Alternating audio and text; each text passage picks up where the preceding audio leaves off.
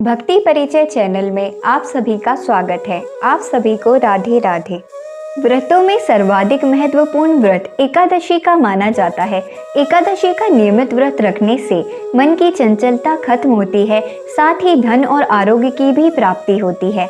मनोरोग जैसी समस्याएं भी इससे दूर होती हैं। पौष मास के शुक्ल पक्ष की एकादशी पुत्रदा एकादशी कहलाती है। इस दिन भगवान विष्णु की पूजा की जाती है। पौष मास की एकादशी बड़ी ही फलदायी मानी जाती है। इस व्रत को रखने से संतान संबंधी हर चिंता और समस्या का निवारण हो जाता है। नए साल में पौष मास की पुत्रदा एकादशी 2 जनवरी 2023 को मनाई जाएगी। मान्यताओं के अनुसार एकादशी का व्रत करने वाले जातकों को जीवन भर सुख की प्राप्ति होती है और जीवन उपरांत मोक्ष मिलता है। तो आइए अब हम सुनते हैं पुत्रदा एकादशी व्रत की कथा को। धर्मराज युधिष्ठिर कहने लगे कि हे भगवान, आपने पौष मास के कृष्ण पक्ष की एकादशी अर्थात सफला एकादशी का महात्म्य बताकर बड़ी कृपा की। अब आप कृपा करके मुझे पौष मास के शुक्ल पक्ष की एकादशी के विषय में भी बतलाइए। इस एकादशी का क्या नाम है तथा इसके व्रत का क्या विधान है, इसकी विधि क्या है, इसका व्रत करने से किस फल की प्राप्ति होती है और उसमें कौन से देवता का पूजन किया जाता है, कृपया यह सब विधान पूर्वक कहिए।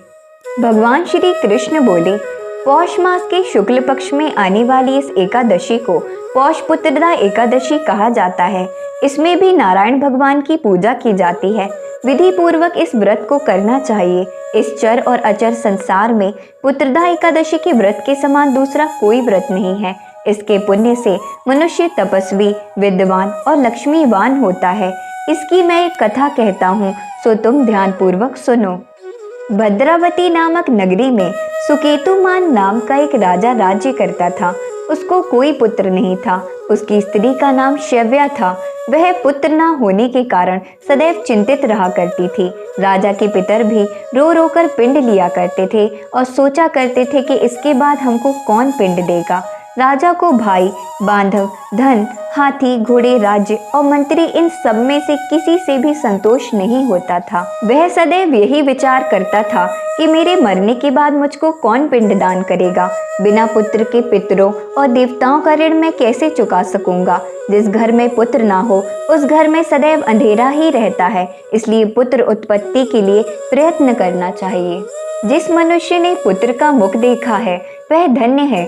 उसको इस लोक में यश और परलोक में शांति मिलती है, अर्थात उसके दोनों लोक सुधर जाते हैं। पूर्व जन्म के कर्म से ही इस जन्म में पुत्र, धन आदि प्राप्त होते हैं। राजा इसी प्रकार रात दिन चिंता में लगा रहता था। एक समय तो राजा ने अपने शरीर को त्याग देने का निश्चय किया, परंतु आत्मघात को महान पाप समझकर उसने ऐसा नहीं किया। एक दिन राजा ऐसा ही विचार करते हुए अपने घोड़े पर चढ़कर वन को चल दिया तथा पक्षियों और वृक्षों को देखने लगा। उसने देखा कि वन में मृग, व्याघ्र, सुअर, सिंह, बंदर, सर्प आदि सब भ्रमण कर रहे हैं। हाथी अपने बच्चों और हथनियों के बीच घूम रहा है। इस वन में कहीं तो गीदड़ अपने कर्कश स्वर में बोल रहे हैं, कहीं उल्लू ध्वनि कर रहे हैं। वन के दृश्यों को देखकर राजा सोच विचार में लग गया।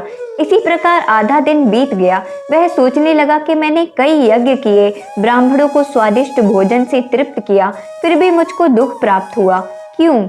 राजा प्यास के मारे अत्यंत दुखी हो गया और पानी की खोज में इधर उधर फिरने लगा। थोड़ी दूरी पर राजा ने एक सरोवर देखा। उस सरोवर में कमल खिले थे तथा सारस, हंस, मगरमच्छ आदि विहार कर रहे थे। उस सरोवर के चारों तरफ मुनियों के आश्रम बने हुए थे। उसी समय राजा के दाहिने अंग फड़कने लगे। राजा शुभ शकुन मानकर घोड़े से उतरकर मुनियों को दंडवत प्रणाम करके बैठ गया। राजा को देखकर मुनियों ने कहा, हे राजन, हम तुमसे बहुत प्रसन्न हैं। तुम्हारी क्या इच्छा है सो तुम कहो। राजा ने पूछा, महाराज, आप कौन हैं और किस लिए यहाँ आए हैं, कृपा करके बताइए।